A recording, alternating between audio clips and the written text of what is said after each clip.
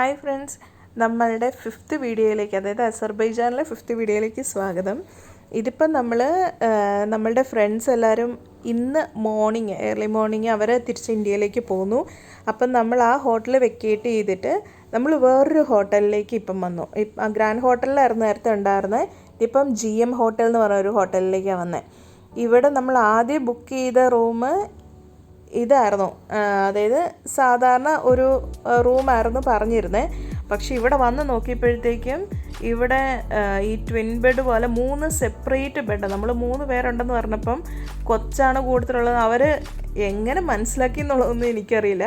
ഏതൊക്കെയാലും ഈ റൂമായിരുന്നു. അത് കഴിഞ്ഞ് പിന്നെ നമുക്ക് ആ റൂം നമുക്ക് കണ്ടിട്ട് ഇഷ്ടപ്പെട്ടില്ല. അങ്ങനെ നമ്മൾ അവരോട് ചോദിച്ചപ്പോൾ അവർ സ്വീറ്റ് റൂമിലേക്ക് മാറ്റി. ഒരു 40 മന്നത്ത് കൂടുതൽ കൊടുക്കേണ്ട വന്നു. എന്നിട്ട് പിന്നെ സ്വീറ്റ് റൂം ആകുമ്പോഴത്തേക്ക് അത് നല്ല അടിപൊളി റൂമായിരുന്നു കേട്ടോ. അതായത് ബെഡ്റൂം സെപ്പറേറ്റ്, ഒരു ഹാള് സെപ്പറേറ്റ് ഉണ്ടായിരുന്നു. ഇതാണ് നമുക്ക് കിട്ടിയ അതിൻ്റെ ബെഡ്റൂം. അതിൻ്റെ വിൻഡോയുടെ അവിടെ നിന്ന് പുറത്തോട്ട് നോക്കിയാലുള്ള കാഴ്ചയാണ് കേട്ടോ ഇത്. ഇതാ ബിൽഡിങ്ങിൻ്റെ ഒരു സൈഡ്, അതുപോലെ തന്നെ ഇന്നൊരു സൈഡിൽ ഒരു വിൻഡോ ഉണ്ട്. അതിലൂടെ പുറത്തോട്ട് നോക്കിയിട്ടുണ്ടെങ്കിൽ അവിടെ ചെറിയ ഗ്രോസറി ഷോപ്പ് പോലെ, ഇങ്ങനെ ഫ്രൂട്ട്സിൻ്റെ ഒക്കെ ഒരു ഷോപ്പ് പോലെ ഒരു സംഭവം അവിടെ കണ്ടു. അങ്ങനെ ഇതായിരുന്നു മറ്റേ സൈഡിൽ നിന്നുള്ള വ്യൂ. എന്നിട്ട് പിന്നെ ഇവിടെ നിന്ന് നമ്മൾ നേരെ ഇന്നത്തെ നമ്മളുടെ യാത്രയിലേക്ക് പുറപ്പെട്ടു. ആദ്യം തന്നെ നമ്മൾ ബ്രേക്ക്ഫാസ്റ്റ് കഴിക്കാൻ വേണ്ടി പോയത്, ഫസ്റ്റ് ഡേ നമ്മൾ ഒരു പുലാവ് കഴിച്ചില്ലായിരുന്നോ, അതിൻ്റെ ഒരു വീഡിയോ ഉണ്ടായിരുന്നു, ഞാൻ ഇട്ടിട്ടുണ്ടായിരുന്നു. അതേ സെയിം റെസ്റ്റോറൻറ്റിലേക്കാണ് പോയത്. അവിടെ പോയി ആദ്യം നമ്മൾ കുറച്ച് ജ്യൂസൊക്കെ പറഞ്ഞു. പിന്നെ ഇതാണ് കേട്ടോ അവിടുത്തെ ബ്രെഡ്. പിന്നെ നമ്മൾ രണ്ടാമത് വന്നു പറഞ്ഞിട്ട് അവർ നമുക്ക് സ്പെഷ്യൽ തന്നതാണ് ഈ ഒരു ഫ്രൂട്ട്സ്. പിന്നെ അവിടെ നമ്മൾ 1-2 ഐറ്റമൊക്കെ ഓർഡറാക്കി ഫുഡൊക്കെ കഴിച്ച് അവിടെ നിന്ന് ഇറങ്ങുകയാണ് ചെയ്തത്. ആ ഹോട്ടലിൻ്റെയും ആംബിയൻസ് ഇത് കണ്ടോ, അതായത് അവിടെ ഈ നായാട്ടിന് പോയി കഴിയുമ്പം അതിന് യൂസ് ചെയ്യുന്ന പോലത്തെ കുറേ എക്യുപ്മെൻറ്റ്സ് ഒക്കെ അവിടെ വെച്ചിട്ടുണ്ട്. പിന്നെ ഈ മൃഗങ്ങളൊക്കെ ഈ സൂവിലല്ല മ്യൂസിയത്തിൽ വെക്കുന്ന പോലെ അങ്ങനെയൊക്കെയാണ് ആ റെസ്റ്റോറൻറ്റിൽ അറേഞ്ച് ചെയ്തിരുന്നത്. പിന്നെ നമ്മൾ അവിടെ നിന്ന് നേരെ പുറപ്പെട്ട് വന്നിരിക്കുന്നത്, ഇതൊരു പാർക്ക് പോലത്തെ ഒരു സ്ഥലമാട്ടോ നമ്മൾ കൊണ്ടുവന്ന് വിട്ടിരിക്കുന്നത്. ഇവിടുന്ന് നമുക്ക് പല വ്യൂ ഉണ്ട്. ഇവിടുന്ന് അങ്ങനെ പോയാൽ മതി എന്നൊക്കെ പറഞ്ഞ് ഗൈഡ് അതായത് നമ്മുടെ ഡ്രൈവർ പറഞ്ഞിട്ട് പോയി. ഒരു സൈഡിലെന്ന് പറഞ്ഞാൽ ഇവിടെ നമ്മുടെ ആ കാസ്പിയൻ സീ ആണ് നമുക്ക് കാണുന്നത്. അതിൻ്റെ സൈഡിലേക്ക് ബിൽഡ് ചെയ്തിരിക്കുന്ന ഒരു പാർക്ക്, അതിൻ്റെ ഉള്ളിൽ തന്നെ ഒരുപാട് സ്ഥലങ്ങൾ നമുക്ക് കാണാനുണ്ട്. ഇവിടെ ഒരുപാട് ആളുകൾ വന്നിട്ട് ഇങ്ങനെ ടൂറിസ്റ്റായിട്ട് വന്നവരും ഉണ്ട്, അതല്ലാതെ ലോക്കലായിട്ടുള്ള ആൾക്കാരും ഇവിടെ ഈ സ്ഥലത്ത് വന്നിരിക്കുന്നത് നമുക്ക് കാണാൻ പറ്റും. പിന്നെ ഇവിടെ കണ്ട ആ ഒരു വെള്ളക്കെട്ട് പോലൊക്കെ കാണുന്നത്, ഇത് ശരിക്കും ലിറ്റിൽ വെനീസ് എന്നും പറഞ്ഞുകൊണ്ട് ഒരു പ്ലേസാണ്. അവിടെ ഇത് നമുക്ക് ബോട്ട് സർവീസ് കാര്യങ്ങളെല്ലാം ഉണ്ട് ഈ വെള്ളത്തിൻ്റെ അകത്തൂടെ. അത് നല്ലൊരു എക്സ്പീരിയൻസ് ആയിരുന്നു കേട്ടോ. ഇതിലൂടെ നമുക്ക് നടന്ന് വേണമെങ്കിലും അതിൻ്റെ ഉള്ളിലൂടെ ഫ്രണ്ടിലേക്ക് പോകാം.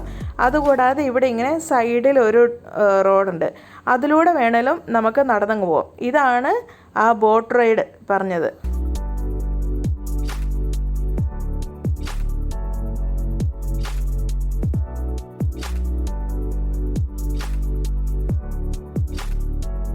ഈ ലിറ്റിൽ വെനീസ് എന്ന് പറഞ്ഞിട്ടുള്ള ഈ ഒരു മിനി എന്താ പറയണ്ടേ, ഒരു ഐസ്ലാൻഡ് പോലെ ആക്കി വെച്ചിരിക്കുന്നില്ലേ, അത് ശരിക്കും 1960 ക്രിയേറ്റ് ചെയ്തിട്ടുള്ളൊരു സംഭവമാണെന്നാണ് പറഞ്ഞത്.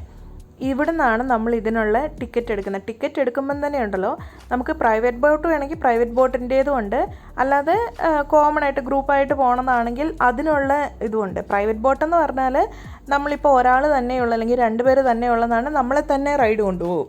അല്ലാതെ മറ്റേ ഗ്രൂപ്പായിട്ടുള്ളതാണെങ്കിൽ നമ്മളുടെ കൂട്ടത്തിൽ ചിലപ്പോൾ നമ്മൾ 2 പേരാണ് ഉള്ളതെങ്കിൽ വേറെ 2 പേർ ആ ബോട്ടിലിരിക്കുന്നത് മേ ബി നമുക്ക് സ്ട്രേഞ്ചേഴ്സ് ആയിട്ടുള്ള ആൾക്കാരായിരിക്കും. അങ്ങനെ നമുക്ക് എങ്ങനെയാണെന്ന് വെച്ചാൽ എടുക്കാം. നമ്മളിപ്പോൾ പ്രൈവറ്റ് ബോട്ടാണ് കേട്ടോ എടുത്തത്.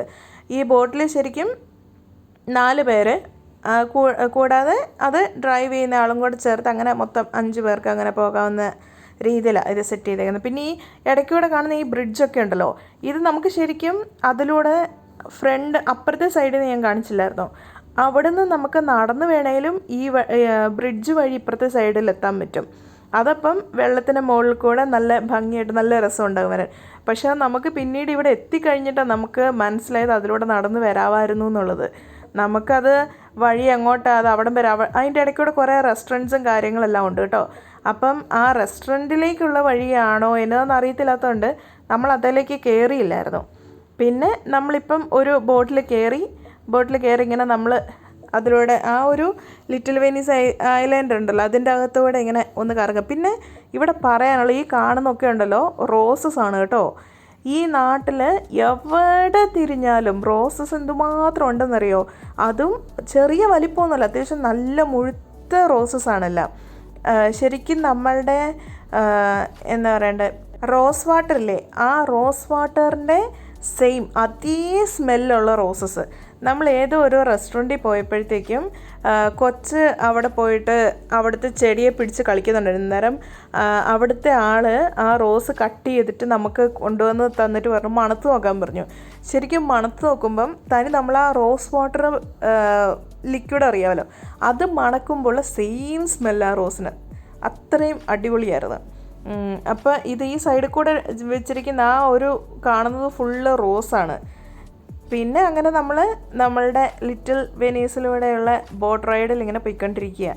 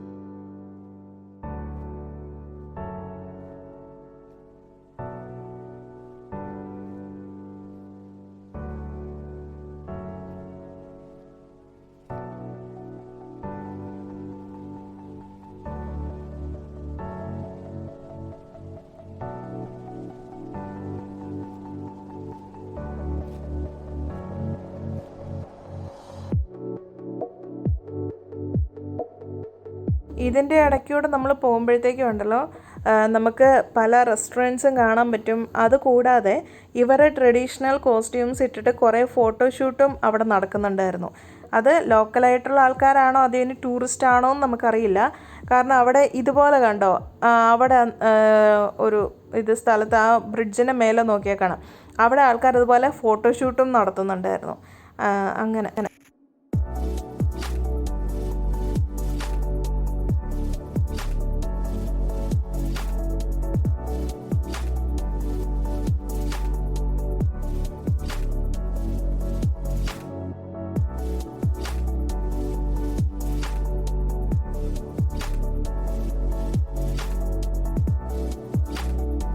പിന്നെ അവിടെ നിന്ന് നമ്മൾ ഇറങ്ങി ഇങ്ങനെ നടന്നു. ഇതിപ്പം ഈ കാണുന്നതാണ് കാസ്പിയൻ സീ. നമ്മൾ ഫസ്റ്റ് ഡേ ആ ഒരു മോണ്യുമെൻറ്റിൻ്റെ അവിടെ വന്നിട്ട് നോക്കിയില്ലായിരുന്നു, അന്നേരം കണ്ടേ. നമ്മൾ പിന്നെ പോയപ്പോഴത്തേക്ക് ഇപ്പം ഈ സൈഡ് കാണുന്നില്ലേ, നമ്മളുടെ മല്ലികപ്പൂ എന്നും പറഞ്ഞുകൊണ്ട് ഒരു നമ്മളുടെ മുല്ല അല്ലാതെ വേറൊരു ഫ്ലവറില്ലേ, അത് ആ പരിസരം ഫുള്ള് അതിൻ്റെ സ്മെല്ലായിരുന്നു.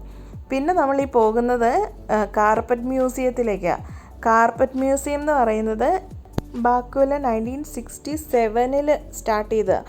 പിന്നെ ഇവിടെ മെയിനായിട്ടും ഹിസ്റ്റോറിക് ആയിട്ടുള്ള മോഡേൺ ആയിട്ടുള്ള എല്ലാ ടൈപ്പ് കാർപ്പറ്റും അവിടെ ഡിസ്പ്ലേ ചെയ്തിട്ടുണ്ട്. നമ്മൾ കയറി ചെല്ലുമ്പം തന്നെ തുടക്കത്തിൽ ഇതുപോലെ ഒരു ലേഡി അവിടെ ഇരുന്നിട്ട് കാർപ്പറ്റ് വീവിങ് ചെയ്യുന്നത് നമുക്ക് കാണാം. അവർ ഇത് നമ്മളുടെ ശരിക്കും ടെക്സ്റ്റൈൽസിൽ നമുക്ക് ഞാൻ ടെക്സ്റ്റൈൽസാണ് പഠിച്ചപ്പം അതിൽ പഠിച്ച സെയിം സംഭവങ്ങൾ നമുക്ക് കുറേ ഇവിടെ കാണാൻ പറ്റുമായിരുന്നു. വാർപ്പും വെഫ്റ്റൊക്കെ വെച്ചിട്ട് അവർ അങ്ങോട്ടും ഇങ്ങോട്ടും അത് വീവ് ചെയ്യുന്നത്. ഇവിടെ പക്ഷേ മെഷീനറി അല്ല, മാനുവലായിട്ട് തന്നെ ഇവരത് വീവ് ചെയ്യുന്നത്. ഇത് ശരിക്കും നമ്മൾ ടെക്സ്റ്റൈലിൽ പഠിക്കുന്നത് ഷട്ടിൽ ഉപയോഗിച്ച് അവർ നൂല് അതിൻ്റെ ഇടയ്ക്കൂടെ പാസ് ചെയ്യുമല്ലോ ചെയ്യുന്നത്. ഇതിപ്പം ആ ലേഡി അവിടുന്ന് കൈയും കൊണ്ട് തന്നെ നൂലകത്തിയിട്ട് അതിൻ്റെ ഇടയ്ക്കൂടെ കയറ്റി വിട്ട് വേറൊരു എക്യുപ്മെൻറ്റും കൊണ്ട് അടിച്ചടിച്ച് അത് താത്തി വിടുക ചെയ്യുന്നത്. എന്നിട്ട് പിന്നെ അവിടുന്ന് അകത്തോട്ട് കയറി കഴിയുമ്പോഴത്തേക്കും ഒരു 3 ഫ്ലോറിലായിട്ടാണ് ഇത് അവരവിടെ ഡിസ്പ്ലേ ചെയ്തിരിക്കുന്നത്. ഓരോ കാർപ്പറ്റും അതിൻ്റെ ഡിസൈന് താഴെ അവരൊരു ഡിസ്പ്ലേയിൽ കൊടുത്തിട്ടുണ്ട്. ആ ഡിസൈൻ അതിൻ്റെ ഇമ്പോർട്ടൻസ് എന്താണ് എങ്ങനെയാണെന്നുള്ളതൊക്കെ ഇവിടെ ഇങ്ങനെ അത് എഴുതി വെച്ചിട്ടുണ്ടാവും. എന്നിട്ട് അത് വെച്ചിട്ടുള്ള കാർപ്പറ്റ് വീവ് ചെയ്തിരിക്കുന്നത്, കാർപ്പറ്റ് ആവട്ടെ റഗ്സ് ആവട്ടെ അങ്ങനെ പലതും അവിടെ മേലെ ആ കാർപ്പറ്റ് ഡിസ്പ്ലേ ചെയ്തിട്ടുണ്ടാകും. ഇതിപ്പം നമ്മളുടെ ഈ മുള പോലത്തെ അങ്ങനത്തെ സംഭവങ്ങളും കൊണ്ടുണ്ടാക്കി അത് എങ്ങനെയാണ് ഇതിപ്പം മെഷീനറീസ് വെച്ചിട്ട് ചെയ്തിരിക്കുന്നതാണ് അവിടെ ഡിസ്പ്ലേ കാണിച്ചത്. എന്നിട്ട് അതും കൊണ്ടുള്ള കാർപ്പറ്റ് ചെയ്തിരിക്കുന്നതാണ് ഇവിടെ ഡിസ്പ്ലേ ചെയ്തിരിക്കുന്നത്. പിന്നെ ഇതിപ്പം പുൽപ്പായി പോലത്തെ ആ ഒരു ടൈപ്പ്, അതിന് വേണ്ടിയിട്ട് യൂസ് ചെയ്തിരിക്കുന്ന റോ മെറ്റീരിയൽ ഇവിടെ കൊടുത്തിട്ടുണ്ട്. അത് വെച്ച് ചെയ്തിരിക്കുന്ന കാർപ്പറ്റ് അവിടെ മേലെ ഡിസ്പ്ലേ ചെയ്തിട്ടുണ്ട്. ഇതതുപോലെ ഇതിപ്പം ഷട്ടിൽ വ്യൂ പോലെ ചെയ്തിരിക്കുന്നതാണെന്ന് തോന്നുന്നു.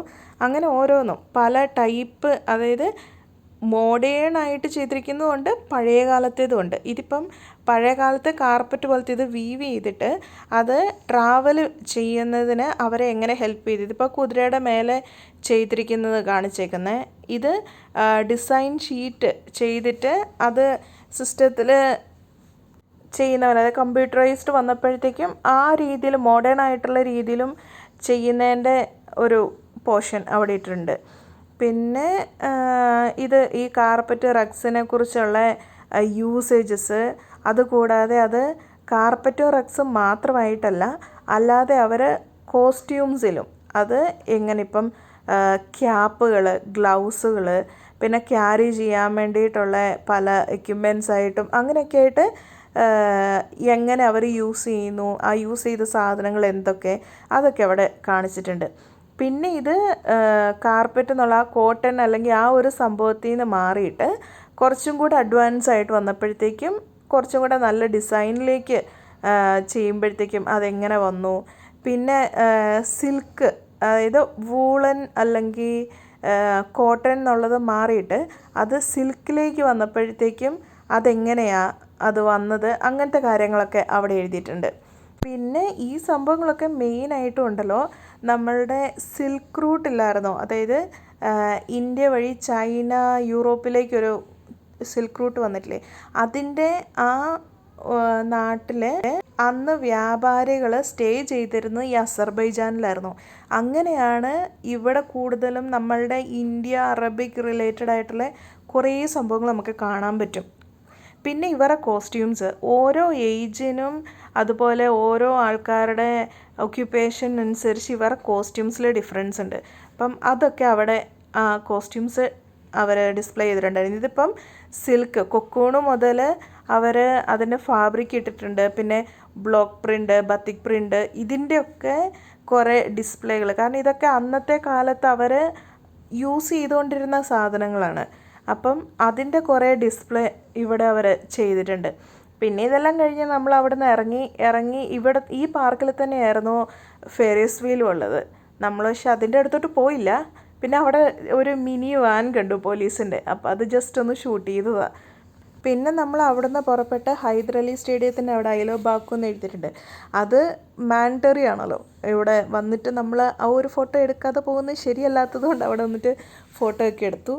പിന്നെ തിരിച്ച് നമ്മൾ അവിടെ നിന്ന് നേരെ അന്നത്തെ ദിവസത്തെ ടൂറൊക്കെ മതിയാക്കി നമ്മൾ നേരെ തിരിച്ച് റൂമിലേക്ക് വരിക. ഇതാണ് നമ്മൾ താമസിക്കുന്ന ഹോട്ടൽ, GM സിറ്റി ഹോട്ടൽ. പിന്നെ അത് കഴിഞ്ഞ് വൈകുന്നേരം ഡിന്നറിന് നമ്മൾ തന്നെ അതിലൂടെ ആ ഏരിയയിലൂടെ ചുമ്മാ ഒന്ന് നടന്ന് അവിടെ കണ്ടൊരു ഹോട്ടലിൽ കയറി അങ്ങനെയൊക്കെ ആയിരുന്നു കേട്ടോ പോയത്. ഇതായിരുന്നു നമ്മളുടെ ഇന്നത്തെ വ്ളോഗ്. അപ്പം ലാസ്റ്റ് അസർബൈജാനി വ്ളോഗുമായിട്ട് നാളെ വരാവേ. താങ്ക്